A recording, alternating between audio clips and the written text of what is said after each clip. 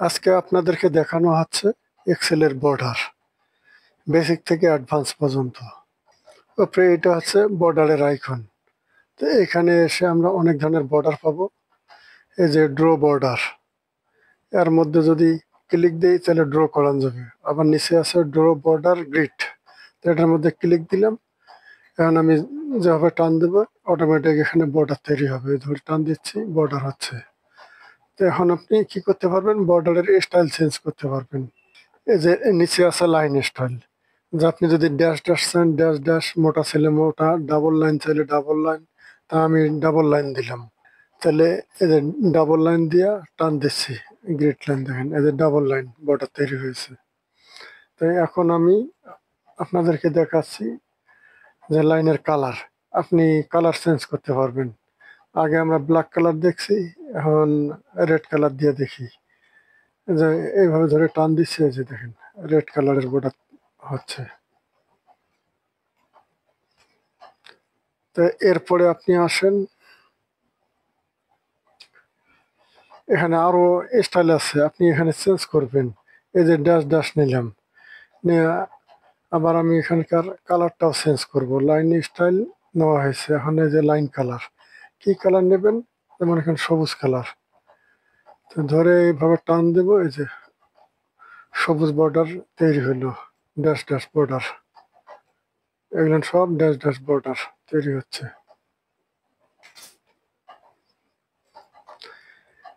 এরপরে আরো আছে এখানে ড্র বর্ডার। ড্র বর্ডার দিয়ে কি কি কাজ করতে পারবেন সেটা আবার দেখাই।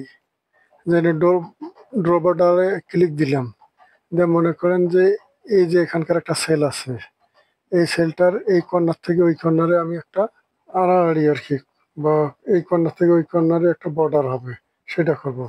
তাহলে এই কর্নার থেকে ওই কর্নার চেপে ধরে টান দিলে এই যে বর্ডার তৈরি হবে। আবার মনে করেন এই কর্নার থেকে এই কর্নারে যদি আমি বর্ডার নিতে চাই, ওই কর্নারে ক্লিক দিয়ে এই কর্নারে এই যে পেন্সিলের মতো যে আইকনটা আসছে নিয়ে আসি, ছেড়ে দিলে এই যে আড়াআড়ি বর্ডার হবে।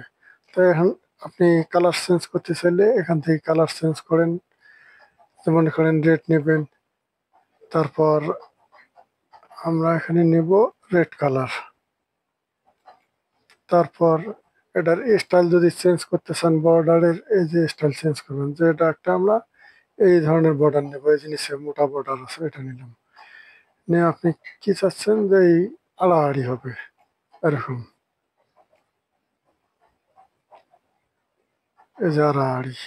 এক কর্নার থেকে ক্লিক করে আরেক কর্নারে নিয়ে আসে, ছেড়ে দিলে এই যে আড়াআড়ি বর্ডার তৈরি হবে।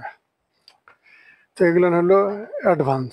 আর জেনারেল কিছু দেখায় আপনাদেরকে, এই যে উপরে দেখেন এখানে বটম বর্ডার আছে, এটা দিলে শুধু নিচের দিকে বর্ডার তৈরি হবে। টপ বর্ডার, উপরে লেফট বর্ডার, বাম সাইডে রাইট বর্ডার, ডান সাইডে সিঙ্গেল একটা করে বর্ডার হবে। নো বর্ডার দিলে নো বর্ডার হবে, অল বর্ডার দিলে অল বর্ডার হবে। তো আপনাদের কিছু দেখাই, যে আমি এখানে ক্লিক দিলাম, নো বর্ডার, এখন মনে করেন বর্ডার নাই, ঠিক আছে, মানে উঠাই দিই। যে আপনার বর্ডার কোন জায়গার দরকার, যে এইটুক জায়গার মধ্যে আপনার একটা বর্ডার হবে।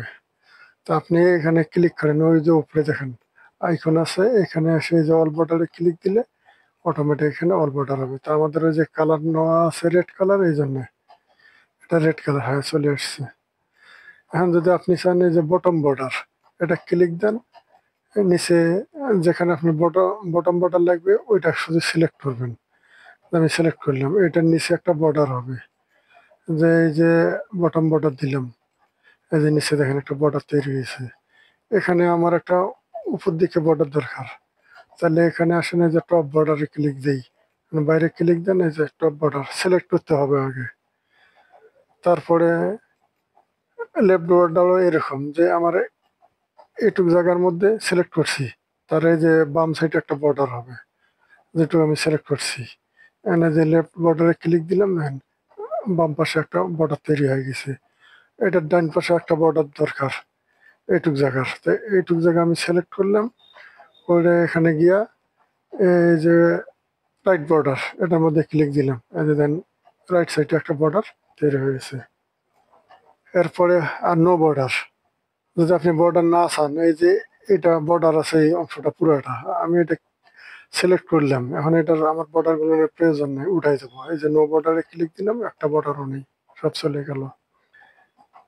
তারপরে নিচে আছে আউটসাইড বর্ডার, ঠিক আউটসাইড বর্ডার, ঠিক আছে। আর যদি মনে করেন যে আপনার প্রয়োজন, যে মনে করেন সিলেক্ট করলাম এইটুক জায়গা, যে এইটুকুর শুধু বর্ডার হবে চারিদিকে, মাঝখানের সেলগুলো কোনো বর্ডার হবে না, এটার জন্য এই যে আউটসাইড বর্ডার, এটার মধ্যে ক্লিক দিয়ে, এই যে একটা বাইরে ক্লিক দিলাম, দেখেন শুধুমাত্র বাইরে একটা বর্ডার তৈরি হয়েছে। তো এখানে আরো আছে নিচে এই যে থিক বর্ডার, মানে মোটা, যে এখানে আমি সিলেক্ট করলাম যে এইটুকু জায়গার মধ্যে বর্ডার হবে। কোন ধরনের বর্ডার হবে? থিক বক্স বর্ডার, মানে বাইরে থাকবে শুধু, এটা মোটা একটা বর্ডার এখানে তৈরি হয়ে গেছে।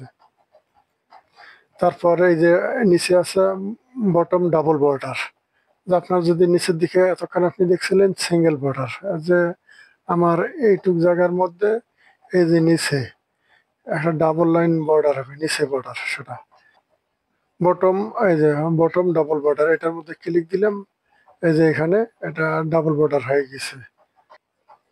তার নিচের দিকে আরো আছে, এগুলো আপনারা দেখে নেবেন, এই যে টপ অ্যান্ড বটম বর্ডার, ঠিক আছে। এটা যদি শুধু উপরে আর নিচে বর্ডার লাগে তাহলে এটা, যেমন মনে করেন আমি সিলেক্ট করলাম যে এই যে সিলেক্ট করছে তিনটা সেল, এর উপরে আর নিচে একটা বর্ডার হবে।